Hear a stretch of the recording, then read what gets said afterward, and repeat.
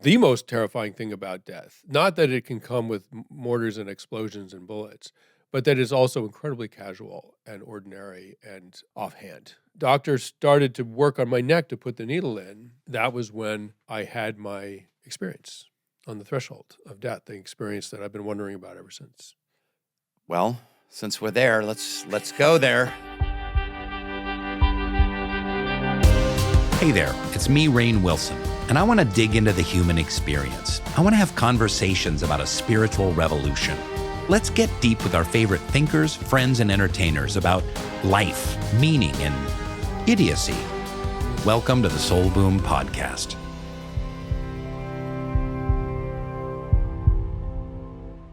Sebastian, thanks so much for coming on Soul Boom. Oh, my pleasure. Thank you for having me. And crawling out here to the hellscape of suburban Los Angeles and being in our fake, homey living room. Your book was my favorite book of last year, In My Time of Dying. I've read a lot of near-death experience books. This is not that, which I greatly appreciated because I get a little tired of hearing about choruses of angels and tunnels of light. If you want to sell a lot of books, proclaim to have proven that there's an afterlife, and then you'll sell a ton of books. And I just, but the short answer is I didn't do that because I'm a journalist. But you sold half a ton of books. Well, it did all right. Oh, it did fine. But if you really want to kill it, just say, "Oh, I've discovered the afterlife." If you had stuck Jesus in there, exactly. Then you would have tripled your sales. Right. But I really appreciated the sensitivity, the detail leading up to what happened with you. Apparently, genetically, you had something very, very wrong with some capillaries in your abdomen or something like that. The seeds were planted a long time ago for this event. Yeah, so let me just to briefly say, I was a war reporter for a long time. I was almost killed several times overseas, and I stopped doing that, right? I was like, no, I'm tired of risking my life. I fell in love. I got married. I had a family, 2 little girls, and I thought I'd sort of slid into home base, right, in my 50s, and the happiest I've ever been. And so what I found out is the most terrifying thing about death, not that it can come with mortars and explosions and bullets, but that it's also incredibly casual and ordinary and almost offhand when it visits as well. And so that's what happened to me. I had an undiagnosed aneurysm in my pancreatic artery. Now, an aneurysm is a unnatural ballooning of the artery wall. Mm-hmm. It's not high cholesterol. It's not plaque buildup. It's none of the things that reflect unhealthy choices, right? Mm-hmm, it's completely random. I'm sure you've made a couple unhealthy choices in your life. Yes, but they didn't accumulate in my arteries. In your pancreatic artery, okay. Right, yeah. No, this is a really completely random thing. I have a ligament in the wrong place, and it's extremely rare, and it's not even, the doctor was like, it's not even genetic. We don't know what it is. It's very, very rare, and it just happens sometimes. Yeah. And that ligament caused vascular problems that produced an aneurysm in my little pancreatic artery, which is probably the size of a pencil. And aneurysms grow and grow throughout your lifetime, undetected, usually asymptomatic. And after decades, they will rupture. And when they rupture, you die, right? You just bleed out into your abdomen. It's as if someone stabbed you in the stomach and severed an artery. It's like that, except all the bleeding is internal. And so the doctors don't know where it is exactly, and it's very hard to get to, unlike a stab wound in your abdomen, which is pretty clear what's going on. So that's the short version of what happened to me medically, and it came, literally in mid-sentence with my wife. Like literally in mid-sentence, a strange pain in my abdomen, and boom, I was dying. Now, truth be told, because I remember this from the book, you had some clues that something was a little off that you kind of ignored in the weeks or months before that. Some little feelings of this doesn't feel quite right, but you toughed it out. Yeah, I mean, and those feelings were, it's not like kidney stone pain, which have sent me to the ER many times, right? I mean, this was pain that was sort of uncomfortable but within the sort of range of stuff that you're like, okay, I pulled something. Yeah, I have a body. It's going to hurt sometimes, right? And if you're, if you're a certain kind of stoic, what you don't do is cater to every little pain. And there's a point where that becomes dangerous, and I obviously crossed that line. But it wasn't like I was ignoring just like massive apocalyptic symptoms of a health crisis, right? I mean, it was pretty subtle, and then boom, one afternoon, I was dying, and I had an hour and a half to live, although I didn't know that. And you were an hour away from a hospital and had an hour and a half to live. Yeah, exactly.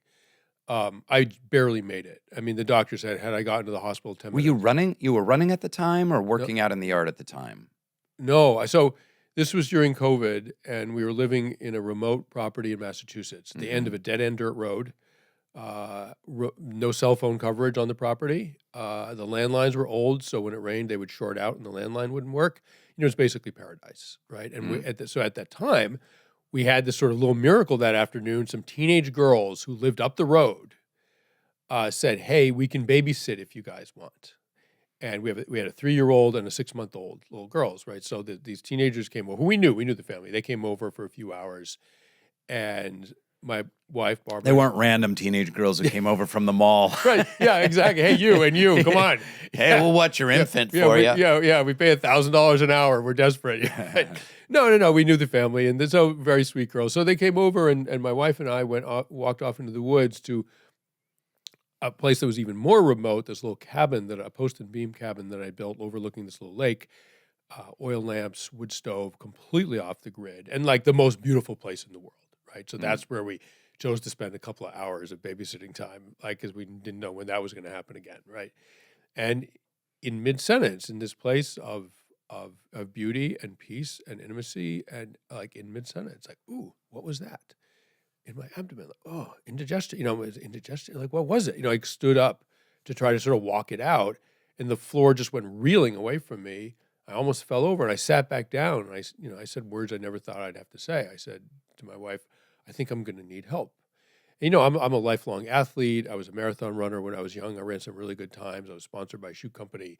Like I'm not a walking heart attack, right? So it never crossed my mind that something could kill me, that my own body could kill me, like in a moment, right? That never crossed my mind. A car accident, maybe. Cancer, yeah, of course, but not like in the moment, right? And so I didn't take it very seriously, but I couldn't stand up.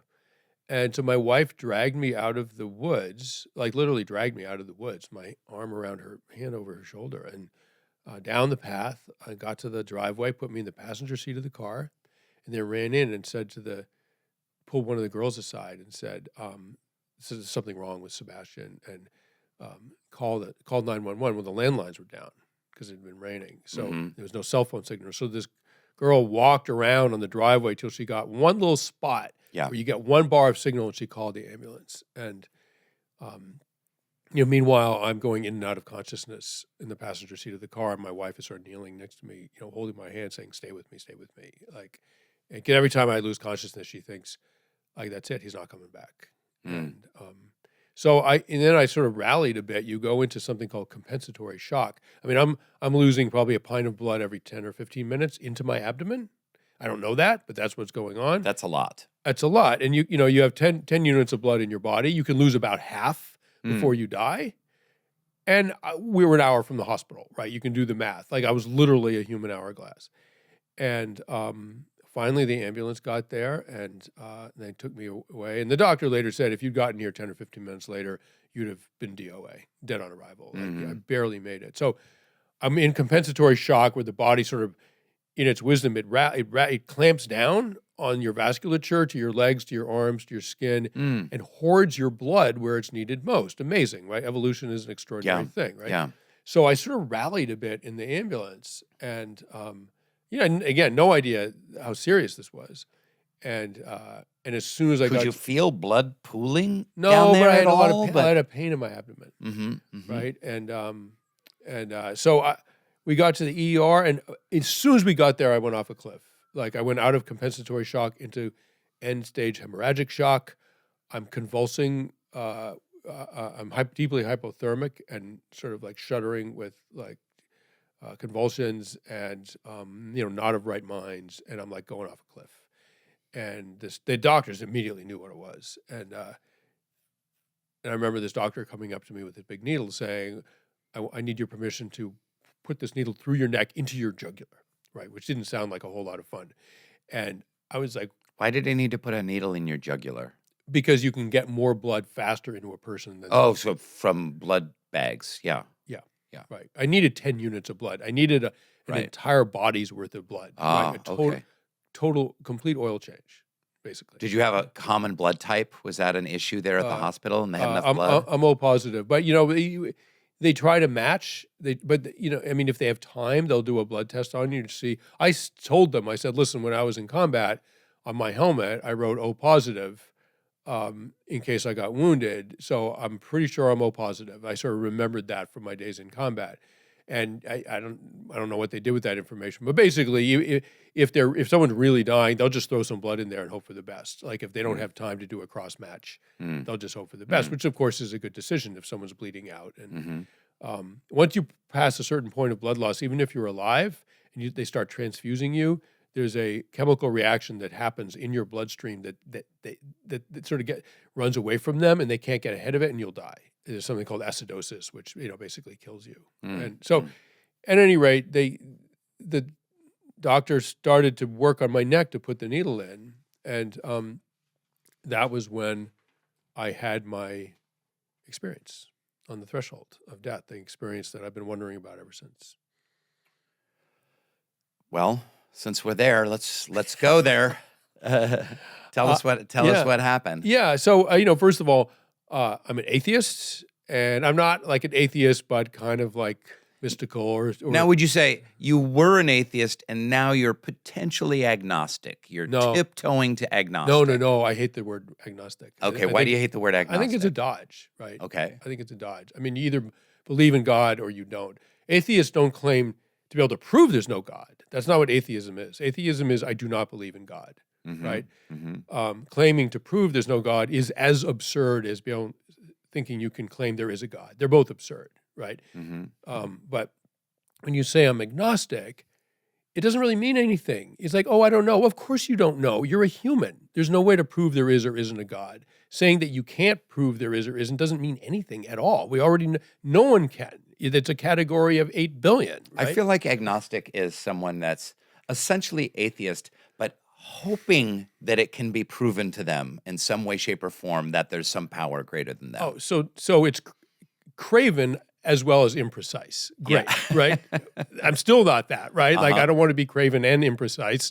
I'd rather say what the truth is, which is I do not believe in God, right? I can also say I do believe in gravity, right? I know when I throw something out a window, it will fall, so I believe in gravity. I have no equivalent reason to believe in God.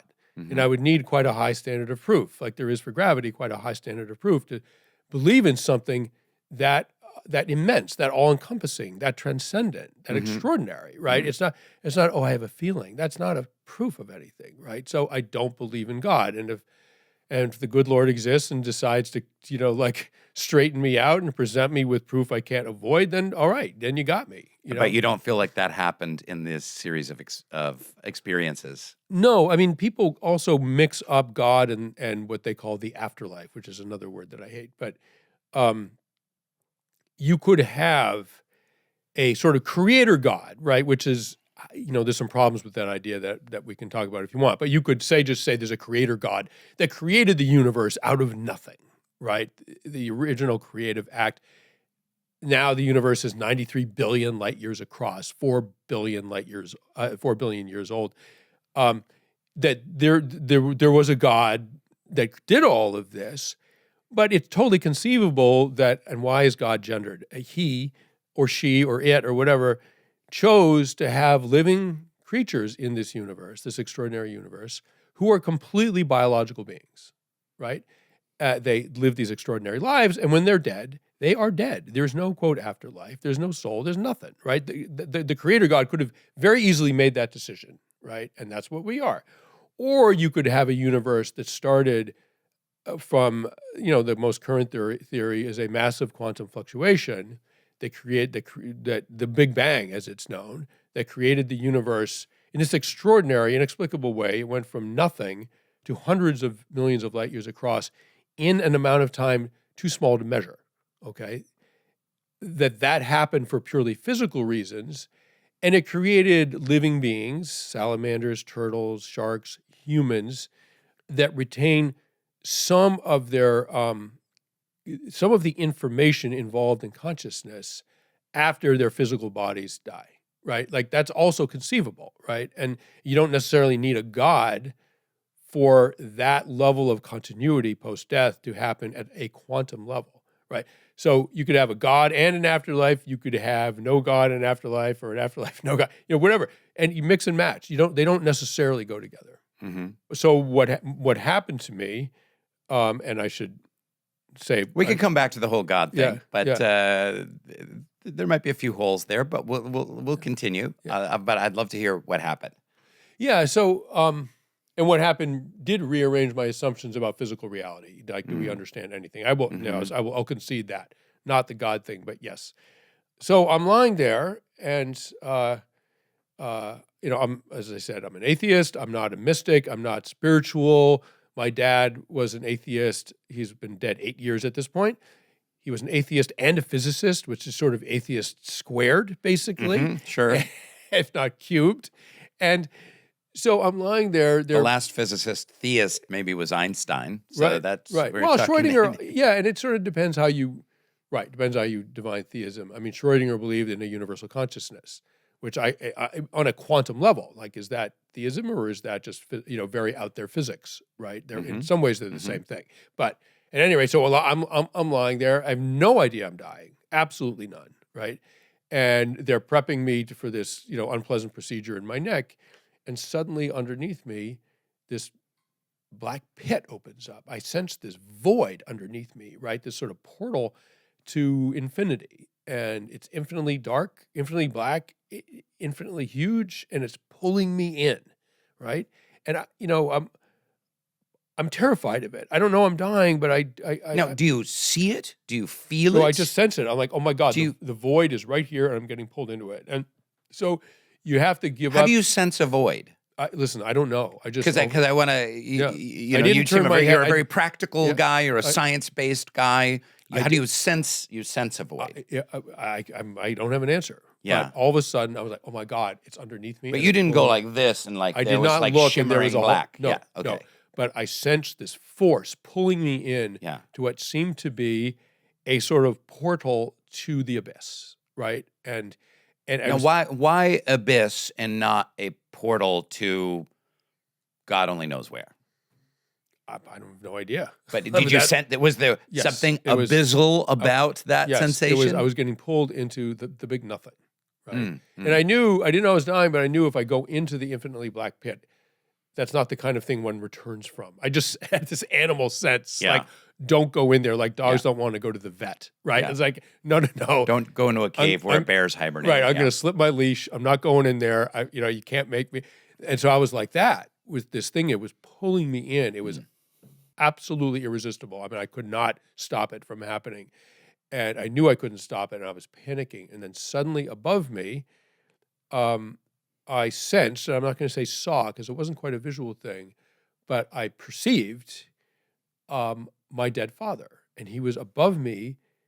I mean, you can't imagine my shock.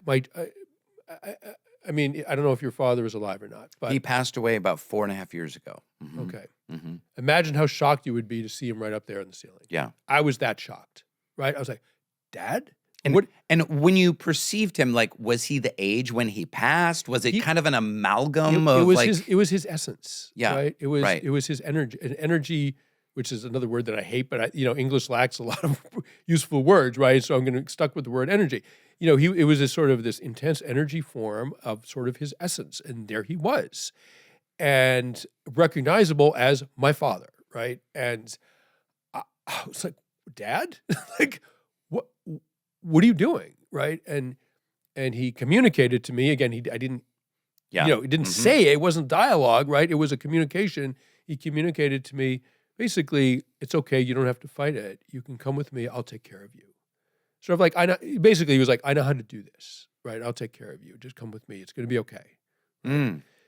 I was horrified, right? And there's a lot of afterlife stories like, oh, it was so good to see, Aunt Mildred. But, Right. but you were like, no, No, I was like, go with you. You're dead. Why you're would- dead and you're an atheist. Right, yeah. And what are you doing here? Right, right. Don't follow the atheist into the abyss. Yeah. Right. Follow somebody else. Yeah. Yeah. No. So Couldn't Aunt Connie be here? She Right. loved Jesus every Sunday. yeah, right.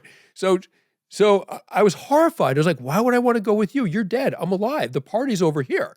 Like, we'll talk later, a lot later, right? Like, go away. And I said to the doctor, because I'm still conversant, I'm still conscious, right? I'm like, So they're doing stuff on you. There's Yeah, they're people pushing- around. they're pu- You've got Yeah, there's they're an pushing- abyss here and there's a dad here. yeah, and they're pushing a needle through my neck into my jugular, right? And I said, you got to hurry, whatever. They seem to be taking a long time, right? And I said, you got to hurry. You're losing me right now. I'm going. Now, I didn't know where I was going, but I had the sense that I was being taken away and would never come back. And that was terrifying to me. One thing that's interesting about your near-death experience, because I've read and heard hundreds, is this.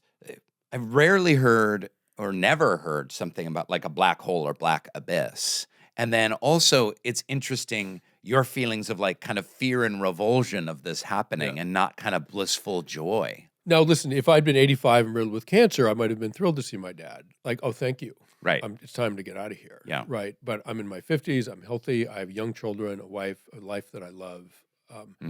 And it was horrifying to me. And also, it was horrifying because you knew what this meant. This is like, knew what- I am at death's door, literally. I didn't know it was death, but I knew whatever this was, I'm not coming back from it. And I wanted to stay where I was. Right. And It wasn't reassuring to you. Your father's like, I'll take care of you. I'm going to show you around here a little bit. no, well, I didn't know. I'm I going was- to take you to atheist heaven. Come on. Right. There's pool There's no there's- harps, There's, but, there's pool tables though. Pool Right. tables. Right. Happy hour, There's 4 lager. to 6. Yeah. $1 pints. Yeah, it's great. It's kind of like in Pinocchio when he goes to the land of the lost boys when they turn into donkeys. Oh, right. Um, So no, I didn't. My heart didn't stop. I did not die. This episode is brought to you by Masterclass. With Masterclass, your loved ones can learn from the very best to become their best. From over 200 instructors on the platform, they'll find classes that will help them unlock new skills or deepen their passions. From mastering improv with the great Amy Poehler, or crafting a stand-up set with Judd Apatow. I just truly love how much it can shift your perspective and spark your creativity. 88% of members say Masterclass made a positive impact on their lives. And there's no risk either. Every new membership comes with a 30-day money-back guarantee. Masterclass always has great offers during the holidays, sometimes up to as much as 50% off. So head over to masterclass.com/soulboom for the current offer. That's up to 50% off at masterclass.com/soulboom. Masterclass.com/soulboom. Thanks so much. There's so much I loved about your book. One was the medical research that you undertook to kind of understand exactly what was happening inch by inch through your body, hour by hour in the hospital. Fascinating. And then with great humility, I think, you researched near-death experiences around the world and like, hey, what I seem to have had one. There are tens of thousands of these. Yeah. They're in every culture in the world. So what did you learn about near-death experiences as a whole? So there's a huge body of literature on them. You can divide them into two camps, basically. Okay. They're the people who study near-death experiences and want to sell a lot of books, and they come to a sort of mild conclusion, a kind of soft conclusion, that these stories are so extraordinary, they have so much commonality, that they amount to an evidence of some kind of afterlife. Phew, close. That was a close one. We thought we were dead forever. Actually, you can exhale, you can relax. It's going to be okay. Right. And those books sell very, very well for understandable reasons. Right. And then there's this sort of hard-nosed pragmatist, the rationalist, the realist, or like the neurologist, whatever. Here's what's happening in your brain. Right. Here's the endorphins that are being released. Right. Here's Exactly. the hallucinations you're undergoing when you're, under sedation. Right, all these different things. So I came back from the hospital and I was very traumatized by this, right? And it was way worse than any battlefield trauma. And I'd been in a lot of combat. There you are. Your dad's like, come with me. There's the abyss. Your doctor's like, hey, hurry up and save me. What happened in the next hour? Okay, so they couldn't sedate me because my vital signs were so low. I was 60 over, my blood pressure was 60/40. They brought me into the interventional radiology suite, which is this sort of magic that they can do, right? So instead of the old days, which is like 30 years ago, they would have had to cut open my entire abdomen, push aside my organs, and start looking for the ruptured artery in this sort of gory mess of one's abdomen, and try to find it and embolize it before I bled out in front of them, right? The outcomes of that are very poor. And if they'd had to resort to that, which they almost did with me, they would have brought my wife in to say goodbye before I went to the OR. They didn't have to do that because interventional radiology is this extraordinary thing. They will pop a hole in your groin, thread a catheter up into your femoral artery. You're lying on a fluoroscope, so they're watching everything fluoroscope is basically an X-ray machine, but instead of taking still images, it's video. It's X-ray video, right? And they can watch the catheter snake through your body, and they twist and turns, and they can theoretically get it anywhere in your body, right? Wow. And it's not surgery. It's a miracle, right? So this went on for hours. And because I have a strange vasculature, because of this strange ligament that's in the wrong place, they couldn't get the thing to the place, right? As try as they might, they could not get the catheter there. And they were looking at an OR, the operating room. They go up one vein, like, oh, dead end there. Let's go up this one. Oh, no. Well, the vasculature, my vasculature is very contorted because of this ligament. And so they just couldn't navigate all those turns. They couldn't get it there, right? And I'm in incredible pain, right? And his nurse is holding my hand saying, keep your eyes open so we know you're still with us, and I'm just puzzled. Why is this taking so long? I'm in for belly pain. Just do your thing and let me go home, right? Yeah, take out my appendix already. Right, no, exactly, right? And while you're at it, can you give me some painkillers, right? So at one point, around 1 a.m, I see one of the doctors shrug and say, well, we tried. There's nothing more we can do. Wow. And that was the first moment where I realized in my addled brain, oh my God, I might not make it. Wow. And That was before the vision, shall we call it? No, it was afterwards. So they stabilized me, sent me into the interventional radiology suite, and they're working on me for hours now. And they finally gave up. Like, we tried. What they were saying is we're going to have to send him into the OR, and in the OR, his chances are negligible, right? Mm-hmm. I didn't know that, right? Mm-hmm. But in my mind, I'm like, oh my God, you don't have an answer for this? What do you mean you're giving up? Like, this isn't working? What do you... And I finally realized, oh, I might die. It finally dawned on me. So they went through my left wrist, which is a very innovative approach. It allowed a different angle of attack. It was sort of brilliant by this one interventional radiologist, Dr. Dombrowski. It was sort of a brilliant move, counterintuitive move. He saved my life, right? And I woke up in the ICU, and the first thing I heard, and I'll sort of leave it with this last story about what happened. The first thing I'm in this sort of wild darkness, right? Sort of vast darkness, and I hear a Boston accent, right? And you know how harsh the Boston accent is, right? Like, it's that kind of it's like that kind of accent, right? And a woman's talking in a Boston accent. I'm like, where am I? Like, what? Like, there's probably no Boston accents in heaven. There's a special hell for right. Bostonians because they're terrible drivers. Yeah, that's right. And so I open my eyes and it's the ICU nurse. And she says, congratulations, Mr. Junger. You almost died last night. And in fact, no one can believe you're alive. It's sort of a miracle. Like, welcome back, right? Damn. And I was shocked. It's shocking to be told you almost died, right? I had no idea. And suddenly, oh my God, I saw my father in the pit. Like, where was I last night? And she came back an hour later to see how I was doing. I said, frankly, not very well. Like, what you said is terrifying, and I can't stop thinking about it. And she said, incredibly wise advice. She said, instead of thinking about it like something scary, try thinking about it like something sacred. And she walked out. I never saw her again. And so that was what I set out to do. I will claim a wonderful secular meaning for the word sacred, right? It doesn't have to be a religious meaning. It has sacred meanings as well. For me, sacred means any process, any knowledge, any job, any task that preserves, protects, uplifts human dignity, That's sacred for me, right? And you I know, think the word sacred is something I have a chapter about in my book, Soul Boom, that we have no copies around here, so I can't give you one, but I'll send you one. Sacred is a wonderful word because it does unite the theist and the atheist, because redwoods can be sacred to all people because of their beauty, their majesty, their wisdom. I mean, a hospital where people's lives are saved can be sacred. School teachers. There's a special, and in fact, it's a word that bridges the left-right kind of voting divide in the United States. There's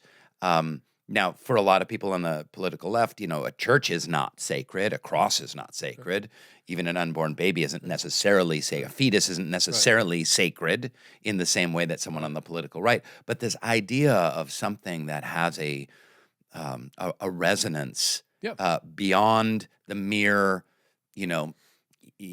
pleasant attachment that we have to a cup of coffee is a universal. The flag is sacred. Battlefields are sacred. Gettysburg's a sacred place. It was the turning point of the Civil War. Tens of thousands of young men died there. The World Trade Center is a sacred place. Yeah, absolutely. Innocent people lost their lives. So you don't need God. You don't need God for it to be sacred. And for me, sacred is something involved in human dignity. Right? Journalists on their best days do a sort of sacred job. Like they go to these front lines of whatever sort, and they come back with information that's crucial to making a responsible decision for how to run this society and protect human life, human dignity, right? So that, and on our best days, we do sacred work, right? And so I just thought, I've been going to front lines my whole life. I went to the ultimate front line, which is my own mortality. And I looked over the edge into the abyss. I was allowed to come back. Did I come back with sacred information, something that will help other people face their own fears, their own mortality? And so that was the sort of task that I gave myself. How long was the whole Father Black Pit thing, do you think? It could have been a minute. Was it kind of timeless, amorphous, 5 minutes? It could have been a moment. I don't know. I mean, I had a very distorted sense of time and of everything. It's kind of like when you're getting in a car accident and your car starts to spin or something, and it feels like it could be half an hour. But and if it's a moment that's transcendent, the amount of the point is you've crossed over into another place you didn't know existed. How long you're there doesn't really matter. Like you've gone somewhere that totally extraordinary. So it could have been literally a moment. I have no idea. But the point was I experienced something that I had no explanation for, and that threatened to realign, to rearrange my understanding of reality and life and death and everything else, right? That was so a moment, an hour, whatever, it doesn't really matter. The point was I got there, right? And so what am I going to do with it? So I got home, I started researching NDEs, and I'm very traumatized, right? Way worse than combat. I've been betrayed by my own healthy body in my own driveway, basically, right? And is there a fear that something might happen again? Totally. Yeah, Are like, have you since then been gotten full body scans and gone into the doctor much more religiously? And I had to make sure that there was no other aneurysms that were going to rupture, but there was a more metaphysical fear, like, oh my God, I didn't realize any of us could die on any day. I did the comedian Neil Brennan's podcast, and I was talking about the number of friends that I've lost in my 50s, and he's like, Sniper's Alley, babe, Sniper's Alley. It's like you get to your 50s, Sniper's Alley. It's like Sarajevo, like people just get picked off, like boom, cancer, boom, heart disease.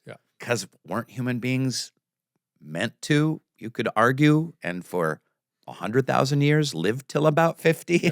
So anything past 50 is kind of golden years in a way? Oh, totally. Yeah, absolutely. So I was very, very fearful when I came home. I was very traumatized. I was very anxious, and which aren't states that I'm not a naturally neurotic person, right? But I became one, right? And I started researching NDEs. So at first, I mean, look, I'm human. I've got whatever. I was reading these accounts. I'm like, whoa, wow, maybe there's hope. Like maybe there is something.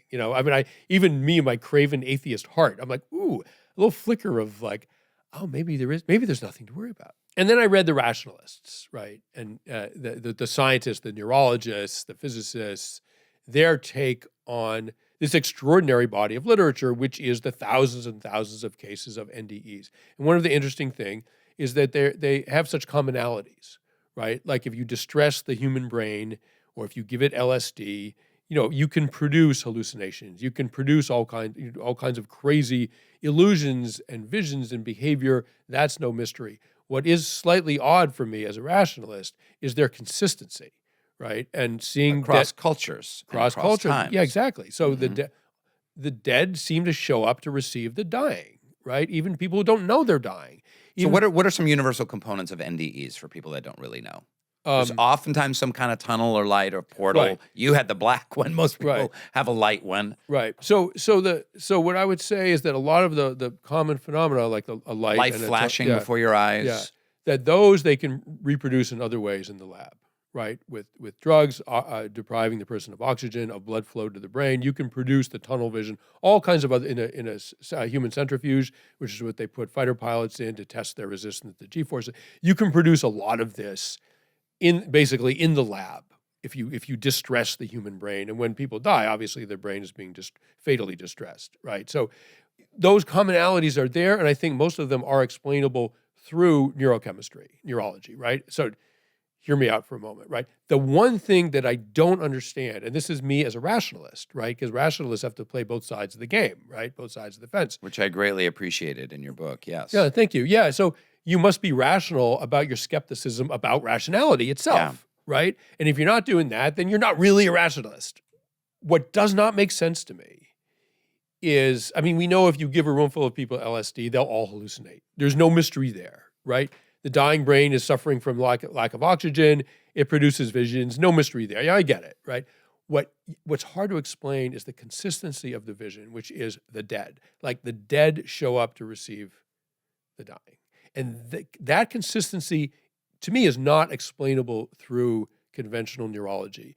I don't understand the consistency of it. And one of the And when you say consistency, what do you mean? Oh, it's just such a common thing. Like people that don't know they're dying, or that died. It's almost rare to have a near-death experience and not have that. Well, I think it's something around 20%, like cardiac arrest. People who suffer cardiac arrest have a classic NDE, something like 20%. So, but that's a huge number, right? And this is across all cultures too. Yeah, You can go to South Africa or exactly. Mongolia, and the idea that there's ancestors or a close family member guiding you, Right. And so the tunnel, the light, all that stuff has, it's like, you can do that with a centrifuge, right? But I don't understand, in case after case, the dead showing up to receive the dying. And often accounts of people, the dying person will see someone they didn't even know was dead because that person had died recently, right? Or someone that they didn't want to see, right? I didn't want to see my father, and I didn't know I was dying. I know a woman who died in a car accident that, like, out of the blue, boom, front end, head-on collision, dead. So she was driving. Next thing you knew, she was running across the field towards two long dead friends, right? And right before, joyful, like, oh my God, there you are. Right before she reached them, she got yanked. She felt herself get yanked back, and she had crashed right in front of the fire rescue building of this little town. Oh the my God. paramedics ran out literally in seconds, paddled her, brought her back. She had no idea she was dead, right? So one of the explanations for these visions is, it's the dying person comforting themselves with a benevolent vision because they're scared of dying, and so they project Aunt Maud, right? That doesn't explain many of these cases, right? And but the other problem I have with that theory, and I'm not saying all this in order to build up to, so I believe in the afterlife, right? I'm not doing that. I'm just trying to pick apart the arguments on both sides, because I think they are both for and against a, quote, afterlife, because I think they both have sort of fatal flaws. So the other skeptic, this sort of one of the skeptical arguments about this is that, okay, well, the dying person is scared and is just projecting this sort of comforting vision. But if you think about it, like, we're a product of evolution, right? So if you have across cultures, people who don't know they're dying, people who are very compromised neurologically as they're dying, and they're producing these visions, that would come from a very deeply rooted brain function, right? That would come from very, very deep in the brain. That would be those structures, those behaviors, those traits would have to be the process, the product of an evolutionary process. So as we know, evolution genetically rewards behaviors and traits that either help with reproduction, help you have more children, or help with survival, and you survive long enough to have more children. That's how evolution works. So my question to those people who are using the comforting vision as an explanation for the consistency of seeing the dead, right?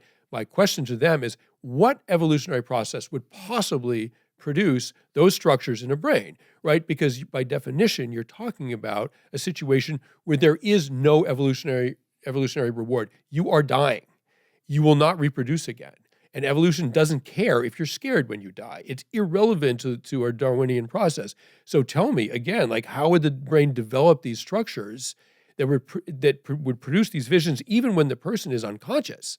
Like, that's a very, very deep structure. So my rationalist sort of pushback against the rationalists is you're not making evolutionary sense. I do not understand this. Mm-hmm. And that for me, that opens the door to a rational conversation about quantum physics and whether we have any understanding of the basis of reality and consciousness and life and death. I mean, do we have any clue what's actually going on? It opens that conversation, but for me, it's a rational conversation, not a spiritual one. You must have heard from a lot of people with NDEs on your book tour. What was it like to kind of be in this very kind of frou-frou, airy-fairy feeling world of... There were, I wouldn't even call it that. There were a lot of puzzled people. I mean, there were a lot of religious people who had an experience like this and were like, see, there's a God, right? I'm like, okay, I mean, that's fine to believe that. I don't, but, good, go for it, right? And then there's a lot of people who don't have strong religious beliefs who are truly puzzled, right? I mean, I just heard from this one woman whose one of her parents, I think, died, or grandparents died, grandparent died of cancer. And this woman was quite far away, on the other side of the country or whatever. And she was woken from a sound sleep, woken in the middle of the night by her grandmother, who had been dying for some months, right? Suddenly appeared to her to say goodbye, like right in front of her, like the grandmother was scared, but she was saying goodbye. She was being pulled off into these sort of dark woods. And there are people waiting for her. That's what this dream was. And this woman, woke up and like, oh my God, what was that? And she looked at the clock, and it was whatever the time was. And she was in school. She was a teenager, and she was in school, and this is quite a long time ago. And the teacher, the principal came into the classroom and said, call home. And so she went into the principal's office and called home, and she got the news that her grandmother had passed the previous night, and she asked what time it was, and it was the exact time that she was woken from a dream. So what I would say with that is there may be modes of communication, even in our dream world, that we just don't understand, and modes of communication that are sort of akin to the puzzle of quantum entanglement. I mean, we know through experiments, the physicists know that one particle can be in two places at once, including on the other side of the universe, and interact with its twin at faster than the speed of light. And we know that to be true, right? So if that's possible, surely some kind of telepathic communication is possible between people on opposite sides of the country. Like, why not? We just don't understand it. And that's what I mean by a rational conversation rather than a spiritual one. This episode is brought to you by Aura Frames. From big events to the little moments you capture every day, doesn't it feel like your favorite photos are just stuck on your phone? Wouldn't it be great to actually enjoy them without scrolling? That's where Aura Frames come in. Named the #1 digital photo frame by Wirecutter, Aura makes it effortless to upload unlimited photos and videos straight from your phone. And it makes a truly unforgettable gift. I got one for my in-laws, and now they don't miss a thing, whether it's a family milestone or goofy photos of the kids. Save on the perfect gift by visiting auraframes.com to get $35 off Aura's best-selling Carver matte frames using promo code SOULBOOM at checkout. That's AURA frames.com, promo code SOULBOOM. This deal is exclusive to listeners, so grab yours just in time for the holidays. Terms and conditions apply. We have such limited means of understanding the world around us, right? We have our 5 senses, and we have the scientific method, and we have very limited tools to gather data. We're like the dogs trying to explore the internet. Yeah. We're dogs with our paws on the keyboard, and like, oh, some light colors come up on a screen, and look, when I do this, a cursor flashes. but the dog has no idea what Right. Google is or AI or ChatGPT or even Netflix. Right. So is it not possible for us to be taking in, 1/1000th of the information about beingness itself beyond the physical universe, whatever multiverse kind of state we might be living in, and that these experiences are fine. You want to set aside evidence of some kind of higher power, father figure, creator. I, in my book, call him Sky Daddy. Presence, fine. But the possibility of the plurality of existence and the kind of the power of interconnectedness that we just are seeing a tiny, tiny sliver. And that's where I guess I bump up against the rationalists or atheists a lot. Is there's a kind of a certainty of like, this is what we know from science, and that's it. And it's like, wait a second. When I was going to school, I was told that there was stuff and not stuff. And then all of a sudden, the rug was pulled out about 20 years ago. It's like, oh, sorry, we missed it. Actually, dark matter and dark energy is the majority of the universe. And it's like, oh, okay, great. But can there not be infinite discoveries beyond matter and dark matter? And what does that mean? Is there a dark matter universe? I mean, Marvel seems to think so. But do you know what I mean? Like, there's the possibilities are endless, and also the possibilities for the continuation of existence, because consciousness itself is one of the great mysteries. Science thought 20 or 30 years ago they were going to have consciousness all figured out. We do enough brain scans and enough MRIs, we'll get this consciousness thing. We'll probe this part of the brain. Oh, that's your feeling. We'll probe this part of the brain. Oh, that's where you fall in love. This part of the brain. Oh, there's your memories. And they cannot figure out the consciousness. Now they've linked consciousness to kind of the gut and how consciousness kind of lives in our gut experience through science, through biology. So just an impassioned plea for you, Sebastian, to like, perhaps this is evidence of a thread that if you start to pull shows like you're talking about quantum entanglement, can lead to a more expansive vision of the human experience. Well, yeah, but I think what you're describing is the scientific process. Like, scientists will say, we don't know, but we're going to devise experiments to try to figure out what we don't know and be able to demonstrate that this is true, right? So, but isn't time and time again, from the materialist standpoint, they come back to like, prove it, we don't know it. And it's like, well, I can't prove anything beyond, what we can't learn from the scientific process, obviously. But can we stay open to possibilities that are beyond even what you're talking about, like the neuroscientists that are saying, hey, all of this can be, all of this can be, what is it called? Replicated. All of this can be replicated. I like remulated. Remulated. That sounds like that's a word waiting to happen. I think it involves like a lamb chop, slow roasted. Like you've got to remulate it. But these things can be replicated, but in a strange way that there seems to be kind of an arrogance there of kind of like, I'm entrenched in this idea. There's no possible way there is a continuity of existence beyond the physical realm, and I'm going to do everything I can possible to prove that it's naturally released, brain hallucinogens when you're sedated. Yeah, but those same scientists would, if you gave them proof of, say, universal consciousness, if you could devise an experiment that demonstrated universal consciousness, which is one of the scientific theories about all this. So universal consciousness is a construct of the scientific mind that proposes that the entire universe is suffused with consciousness, and that consciousness creates the physical universe that we observe. So that is there's scientists right now rolling their eyes that even the possibility of that supposition. Oh, of course, but there are scientists who also developed it, right? So that, of course, there's arguments within the scientific world, just as there is within the theological world, right?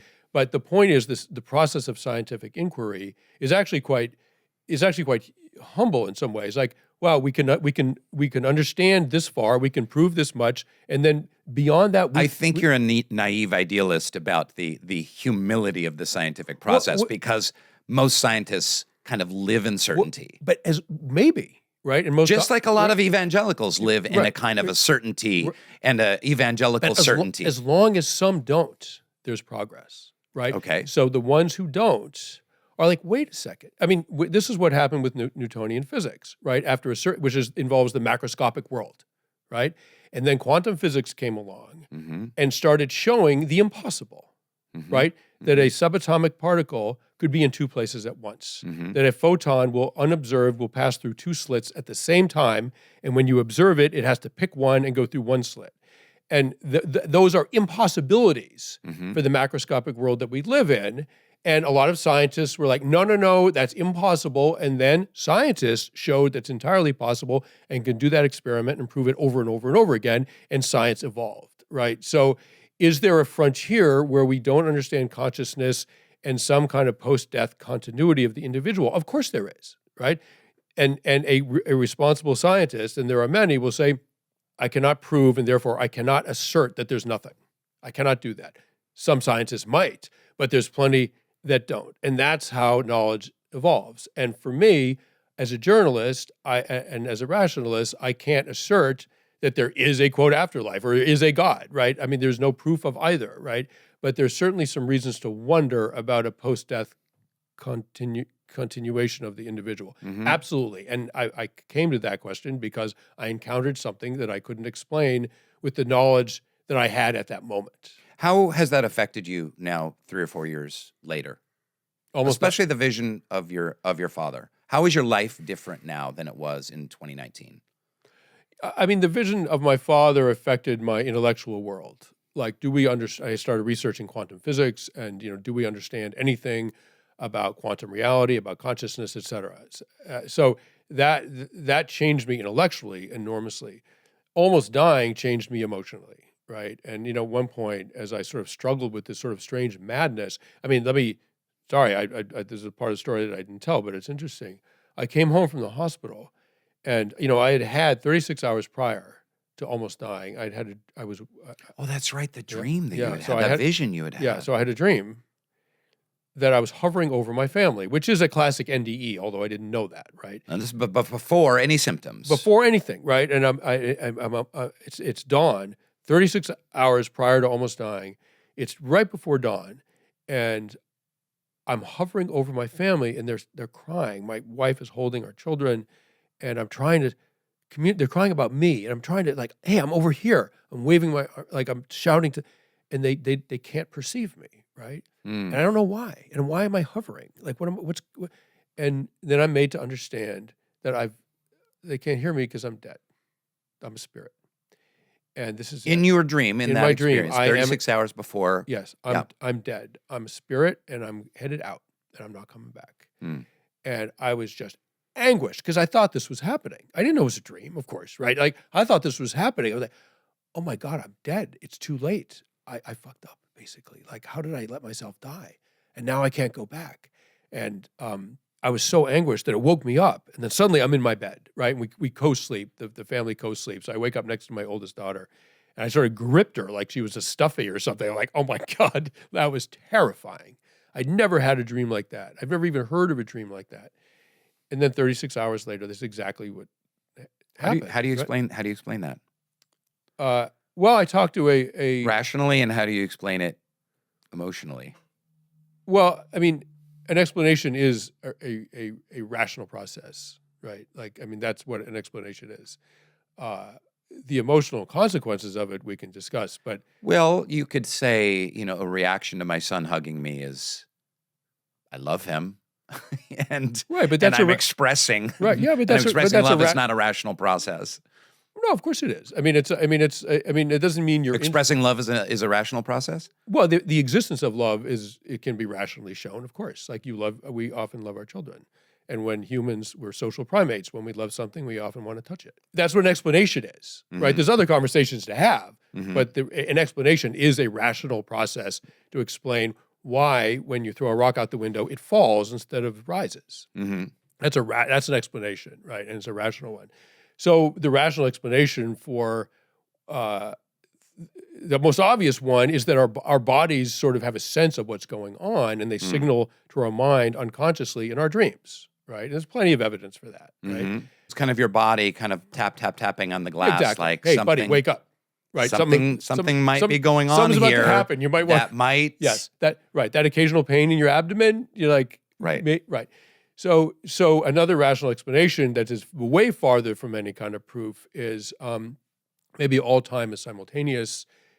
You're having that dream because in a slightly different universe at a slightly different time scale, you are dying or you did die, right? I mean, that's a rational conversation about things that we can't prove rationally, but it's not a purely spiritual one. That's God waking you up or something like that. To me is a spiritual conversation without a rational basis. So I don't know, but the truth is there's a whole body of literature on predictive dreams, and clearly there's a mechanism within our minds and our bodies that alerts us to a threat, right? Absolutely. I would tweak that a little bit, because sometimes I find when you bring up stuff about spirituality, it can be a little reductive. And I would say that a deep intuitive sense, like you had a deep intuitive sense of a pit and of a father, of a vast interconnectedness, certainly can be processed in a brain scan, but that is also a spiritual process. It doesn't involve some kind of big daddy God saying like, I love you, my son, and you'll be saved when you go to heaven or something like that. Like it's a sense of the interconnectedness of all things as found in so many indigenous faiths, is a spiritual process and a link between love and beauty and truth and justice, and how those connect can be spiritual. You could also define it rationally, but you know what I mean? I think there's a little bit more to the world, to the word spiritual than something involving, God telling you something. Right, yeah, and it depends how you define the word spiritual, right? So if you define spiritual as an ineffable experience of love and connection and understanding,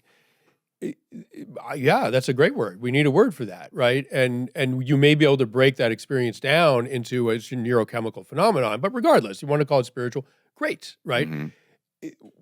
I think people often think that the word spiritual, they think that that's a process that's sort of guided by God, right? That it's somehow you're in touch with a divine being. There's a certain percentage of the population that believes that. Right. Yeah, I get that. So I stay away from the word a little bit, because to use the word in that sense would require a belief in God, which I don't have. But if you want to talk about, it's the realm of the human spirit, which involves our emotions, our capacity for love, our feelings of connection to the natural world, to each other. Yeah, great. That's a very nice word, right?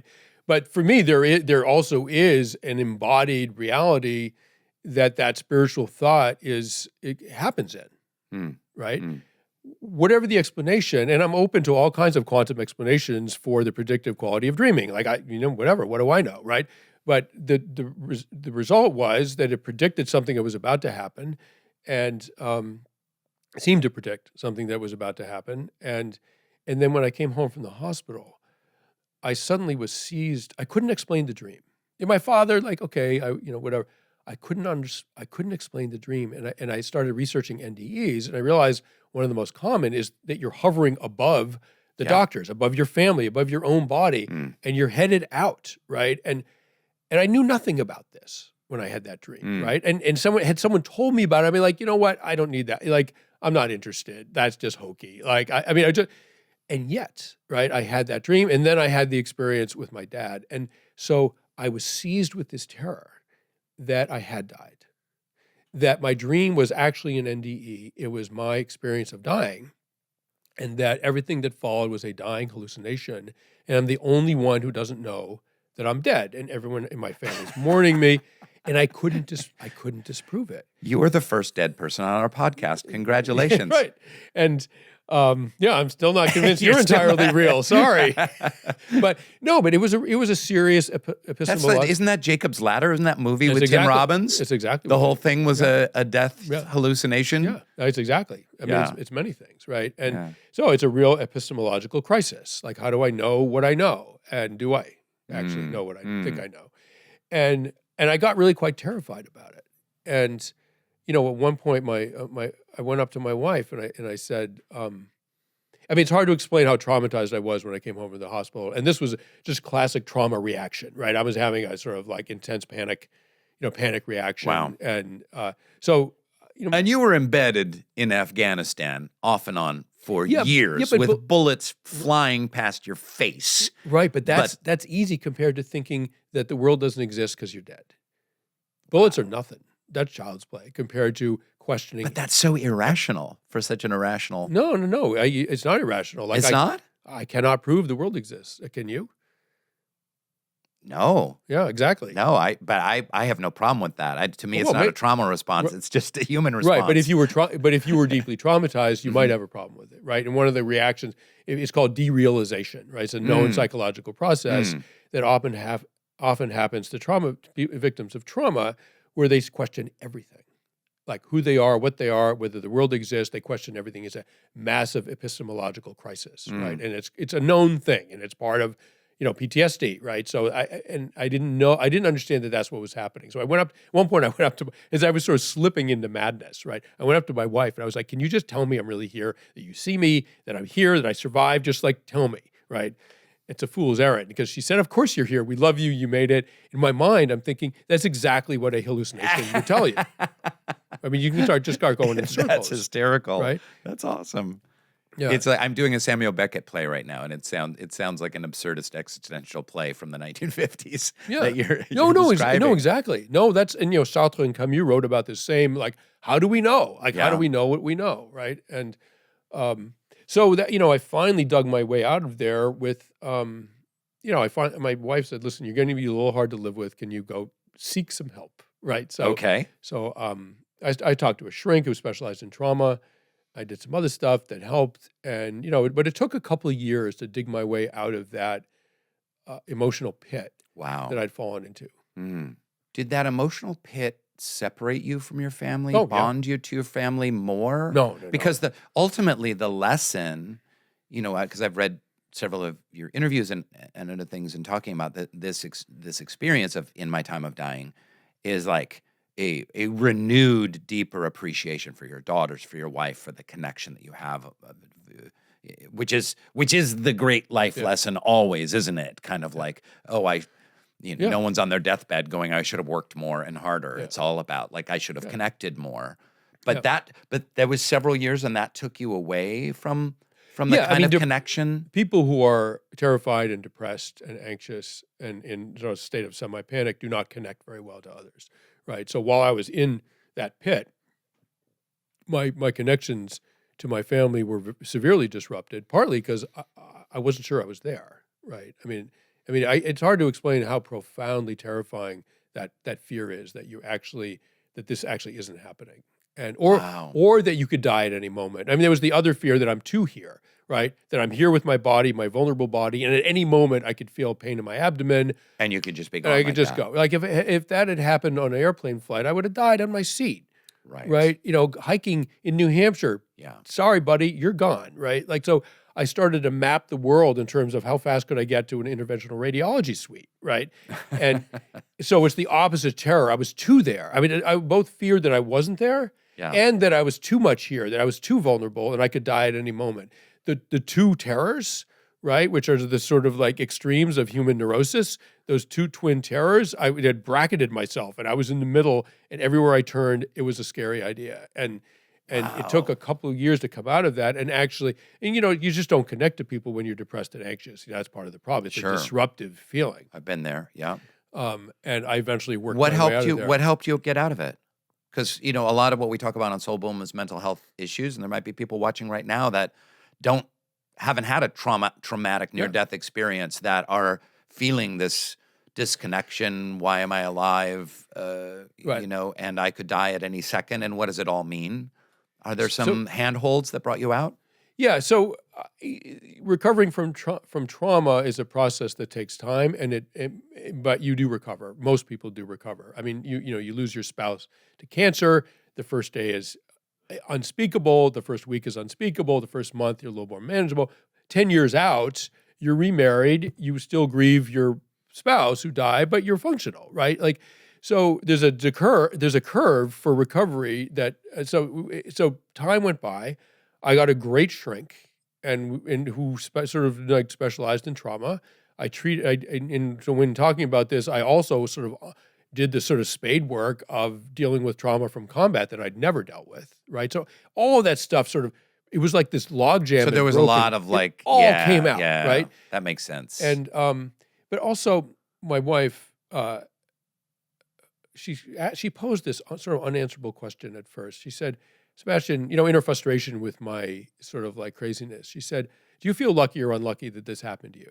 Right? Not that you survived, of course, but if you could push a button and make it not happen, would you push that button? And I didn't know how to answer her because my experience of it was, okay, I had this crazy experience, a few people have, but now there's this sort of like black raven perched on my shoulder, cawing in my ear, you're going to die, rah, rah. Like it was horrible. I couldn't shake this bird, right? Just like, get out of here. Like, I'm tired of here. I can't live my life with this racket in my ear, this mortality message, right? And then I looked up, I decided, okay, I'm going to phrase this in a sort of more mythic way, right? Not am I lucky or unlucky? Am I blessed or cursed? If I can resort to some religious terminology. Am I blessed or cursed, right? With this experience that I had, this vision that I had. And I looked up the origin of the word blessing because there's nothing I can't nerd my way out of, right? And it's like, all right, the origin of the word blessing, it comes from the Anglo-Saxon word bletsion, which means blood. And the idea is that there is no blessing without a wounding, without the shedding of blood. And battlefields are sacred because blood was shed on them. 9/11, the spot, the ground zero is sacred because like they are twin. The two, you don't get one or the other, you get both. And so it was sort of a false question. And I realized that, yeah, you're going to die. So how do you want to live? Like life doesn't come into focus until death comes into focus. And death just came into focus. I'm blessed and cursed. You might die today.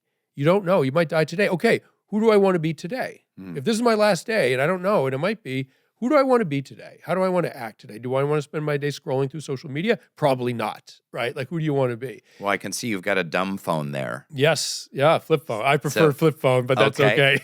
But is that part of this equation of how do you want to live? No, I've never had a smartphone. I hate those friggin' things. I think they're terrible for people. ChatGPT, tell me about the perils of the smartphone. Yeah, no, I mean, they're clearly an addictive force in our society. 100%. Yeah, and particularly children are very vulnerable to addiction. I have that exact phone sitting in a box that I ordered 3 months ago, and I've been too chicken shit to hook it up and get rid of this one. All you lose is your email, not chasing you around all day long. I get my email at my desk when I'm at my desk. Otherwise, the world leaves me in peace. I know how to read a freaking map if I need to drive somewhere, right? I know how to like walk around until I find a restaurant. I don't need to find out the best Italian restaurant within 10 blocks. Like it's just, I mean, there are advantages to many of these things, but the downsides are enormous. And people don't compare the advantages to the disadvantages. They just, the debit side of the column just goes away. Yeah. But it's huge. Yeah. Yeah. Well, that's well said. I guess going back there's some spiritual tools that Eckhart Tolle talks about, but way before him, Siddhartha Gautama, the Buddha, talked about like, all we have is the moment. Yeah. All we have is this breath. And if you're in your head because of trauma, and God bless you God bless you. Bless you. Blood bless you. What? May the blood bless you for sharing your story, because I think it's really profound about like, do I exist? What do I know is real on one hand? And a blood vessel could pop at any second and I could be dead at any second. And have those two whirling dervishes kind of going on at the same time is, I can imagine it's how overwhelming. Did you find any kind of, for lack of a better word, kind of, well, I guess a mindfulness practice doesn't have to be spiritual. Sam Harris would attest to that in breathing and being in the moment, like, I'm taking this breath with my daughters, and that's all I have. I'm taking this next breath with my daughters and my wife. That's all I have. Under this tree, I'm taking a breath. That's all I have. Yeah. All narrows down just to this present moment. Yeah. Oh, absolutely. And I don't know if I would call it a practice, but I remind myself, at my lesser moments, right? I mean, life is frustrating, and you can get carried away with that frustration and feel victimized and, oh my God, I can't believe I'm in a traffic jam on the 405, blah, blah. Hey, bro, you're in a traffic jam on the 405. Awesome. You're alive. You exist. Yeah. Right. Like, come on. How entitled and self-indulgent do you want to be here? You feel unlucky to exist anywhere, right? And unless you're in agonizing pain, just like understand how privileged and lucky you are to be composed of mostly carbon molecules and to be capable of conscious thought and love and emotion. Like, Yeah. Shut the F up. Yeah. Yeah. No, that's really beautifully said. And one of the great spiritual lessons, dare I say it, of the millennia. I have no problem with the word spiritual as long as God's not involved. So use it at will. Like, no problem. I got no problem with it. I say in my book that the thing I usually say to an atheist is, I don't believe in the God that you don't believe in. So that's kind of how I would put it. But recently, in these fires out in Ventura County, I almost lost my house. Two of my neighbors above the hill and below the hill lost theirs. Jeez. We lost 2 rooms, a lot of smoke damage. It's a pain in the ass. But all I can go to is gratitude. I mean, just like, holy fuck, I almost lost my house. Holy fuck, I almost lost my life. Yeah.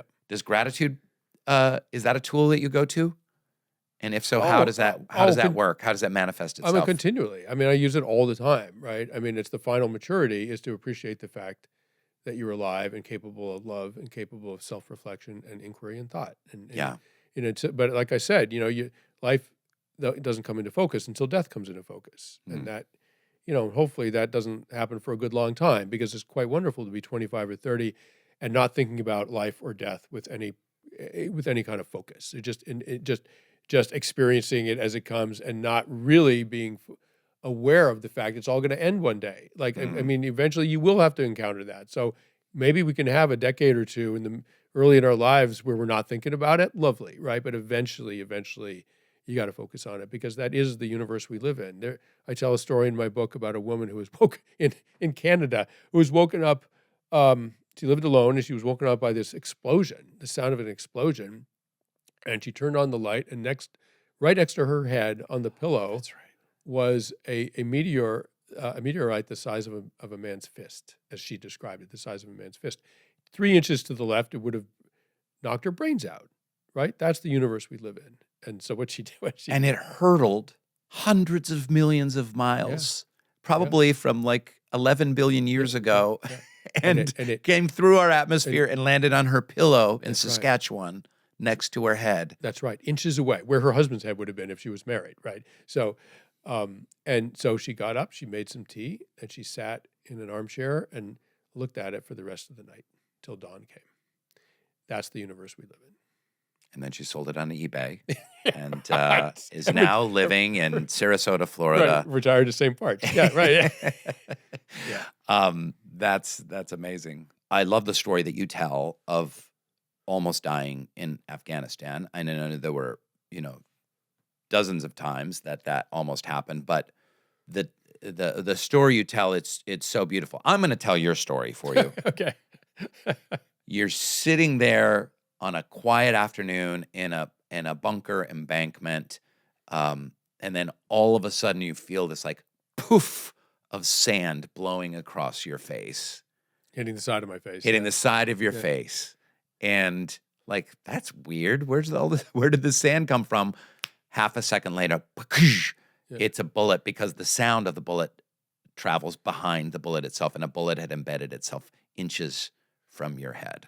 Yeah, that's right. Right. The equivalent of the meteor story, except the bullet had only traveled 500 meters instead of like 5 million. 500 meters. Yeah. You think about the trajectory of that bullet missed me. That caused it to go here and missed not me here. by an inch or two. Yeah. But you have come face to face with death. I know your writing, documentary producing partner, Tim Hetherington, passed away, died in Libya, and lots of young folks that met their death in combat zones. How do you rectify these two experiences? You've experienced death firsthand in a way that very, very few people have, other than kind of the most diehard soldiers. And then you have this. What has anything shifted? What was your experience of seeing mortality and dealing with the suffering and the grieving and mourning that would happen in these divisions that you were embedded with as a journalist, and then going through this? Is there some connective tissue between just like death on a meta level? So for me personally, when I would go to war zones, which I no longer do, obviously, I was very conscious that I was taking a calculated risk for a calculated reward, professional reward or personal reward, right? And if if it scared me too much, I could just stop taking those risks and stay home, right? What was scary about almost dying for medical reasons is it's like owing the mafia money, right? It's like they will find you. There's nowhere remote enough for them to not track you down and reclaim their $20,000 or whatever you owe them. And that's what it felt like about death. Like, oh, you're not going to avoid the issue by not going to wars anymore, you idiot, right? It will track you down and find you. It's going to track everybody down. And that's what was so much scarier about this compared to the combat, which, when the risks seemed intolerable, I just stopped going to war zone. After Tim was killed, I was like, no, I'm out. I'm done. I'm tired of rolling the dice. And, I rolled the dice a few times. I got back for those rounds of those risks that I took. I got back what I was looking for, and I personally, professionally, I'm good. I'm leaving the poker table. I'm good. I don't need to get, cleaned out in the next hand. Thank you. And then it turns out you cannot leave the poker table. You're stuck at the poker table until in the house always wins, right? Like always wins. And that's what was so chilling about the experience, at age 58 on my own property on a beautiful June day. Like that's what was so terrifying about it. Did you learn anything about death being embedded with those platoons in Afghanistan? The more stressful, the more dangerous, the more terrifying the situation, the closer we feel to other people because we need them and they need us. And that's how the human race has survived for 200,000 years, survived and flourished, right? And we die alone in the wilderness almost immediately, unless someone else comes and saves us. But in groups, we survive and we thrive, and obviously have, maybe too well. And so what I learned in combat with American soldiers was the incredible power of that bond to get people to put aside, to not even really experience their fears, their terrors, their selfishness, their whatever, and function like a good social primate largely for the benefit of the group. And if everyone does that, everyone has a higher chance of surviving, and that's how all this works. What I found out about death in some ways was in other wars that America's not involved in. I was in the civil wars in West Africa, Sierra Leone and Liberia. I was in Kosovo, a horrible bloodbath, and saw terrible things, mass graves, and just unspeakable things. And, one of the things emotionally that has stayed with me from that, almost getting killed is a fairly easy trauma to recover from. I think killed in combat. It's like, it's happened to me a few times. I recovered from it fairly easily. What's very hard to recover from is seeing the suffering of others, the deaths of others, of civilians, of children. Like, the sort of proverbial pile of bodies. Like, you don't recover from that emotionally. And I actually have to be, even now, careful about how I talk about it because I will start to tear up, and it's been 20 or 30 years, right? And so that's where I really found out about death, frankly, was in the carnage of the West African civil wars and Kosovo. Wow, that hits hard. We're so inured from death in contemporary American society. Is that the right word? Inured? Inured to, yeah. Yeah, inured to death. Yeah.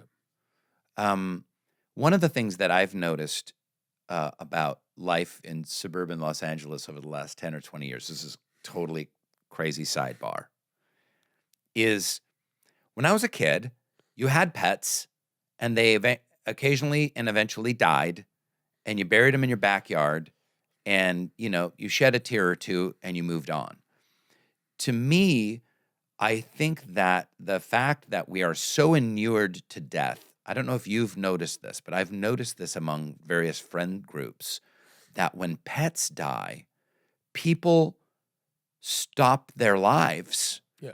in grief, that we're so disconnected from the meat we eat. And there was a story, Mark Zuckerberg, like, killed a cow, I think, like in his backyard, and like dressed the meat and served it to his friends or something. And I was like, that's the first thing you've done that I fully respect, because we're so disconnected. Yeah. You drive up the 5 freeway and you go past Cowschwitz, you know, where all the cows are that are about to be butchered. Wow. And the smell, they call it Cowschwitz. Wow. I don't know, whoever thought of that edgy. deserves a medal. But we're so disconnected from the meat that we eat and from death itself, that, you know, a family friend in Sherman Oaks, and their poodle dies at age 11, and a poodle has a lifespan of 8 to 10, and they, for months, they can't function because their poodle died. If you bring a dog into your life or a cat into your life, 10 years from now, there is going to be an emotional time bomb. You just need to know that. And when you live on a farm, like both of my parents did, you absolutely know that animals die or they're butchered. Yeah. And that kind of the line between pet and meat, you know, is a very fine line. But we're so separated from death in our real lives. You've experienced it on the front line of wars. You've experienced it personally. Do you have any thoughts on, you know, death in contemporary America? Well, and I think the word you want isn't inured to, which really means you've been so overexposed to it that, you know, that's not the right word. I knew it was not the right no, word. I think just sheltered from. I mean, sheltered from, protected from. Yeah, I mean, our society protects us from everything, every process that makes it clear that we're an animal. Like birth happens behind closed doors, defecation, sex, death, everything, right? And eating, which of course is what animals do, we've reduced, and I will say reduced, to this like absurdly elegant like ritual, and it's been ritualized in these sort of silly cooking shows and all that stuff. It's like, no, you're feeding, right? You're feeding because mammals need food, and then you will then digest and poop out, and et cetera. But we just we don't want to know our animalness, and so we just put it all behind the curtain. That makes me think there could be a good reality show of just foodies and chefs taking shits. Yeah, exactly. Yeah, no, exactly. Yeah. No, I mean, that's the other side of the coin that no one wants to talk about, right? And so, I think in that emotional vacuum, when a pet dying is probably one of the few instances when a young American, certainly of a certain social class, gets to experience the dying process.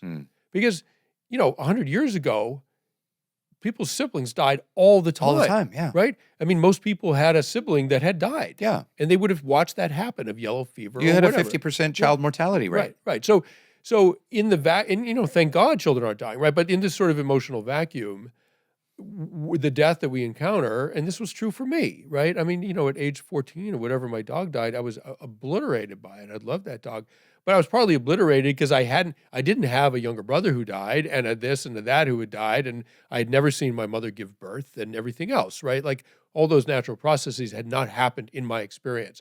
So my dog dying was the most important biological experience of my young life.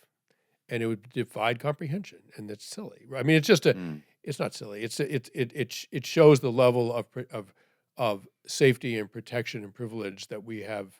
But isn't there a certain obligation on the parent's part? Like, hey, we're going to adopt this poodle. Hey, this is a great opportunity to learn about death. Right. Hey, Sally, let's sit down and talk about the fact that at some point this animal may die, and that's part of the. Let's watch some nature documentaries and see how cheetahs kill, little baby zebras. Yeah, and also I feel like American society right now, particularly with social media, is very performative, right? And what people want to be at the focal point of other people's thinking, right? So your pet dies, and you produce a slight drama around your grief that might go on for some weeks. You're basically saying, look at me, I'm important, pay attention to me, right? And so, I think part of what's going on with that is, everyone's sort of making these grabs for attention. And one way to do that is to amplify your level of psychological distress so that it elicits sympathy and concern and focus. And I think people do that in all kinds of arenas. in our society. I think sometimes vets do it. I think, men and women who get their heart broken do it. People who have lost, whatever. That's just like, oh, okay, something bad happened. I will extract the maximum amount of social attention I can from it on social media. And so, don't stop grieving too fast, because you can run this thing into the ground if you want, So I think there's a certain amount of that as well. Another reason I hate smartphones. Sebastian, thank you so much, and thank you for all of your incredible work over the years. And but In My Time of Dying was a very profound book for me, and I hope that folks will go out and pick up a copy and check it out. And I love mixing it up with you a little bit here on Soul Boom. It was just a delight and a pleasure to meet you. Really, truly, thank you for coming. Well, likewise, I really enjoyed the conversation. Thank you so much. Thank you. The Soul Boom Podcast. Subscribe now on YouTube, Spotify, Apple Podcasts, and wherever else you get your stupid podcasts.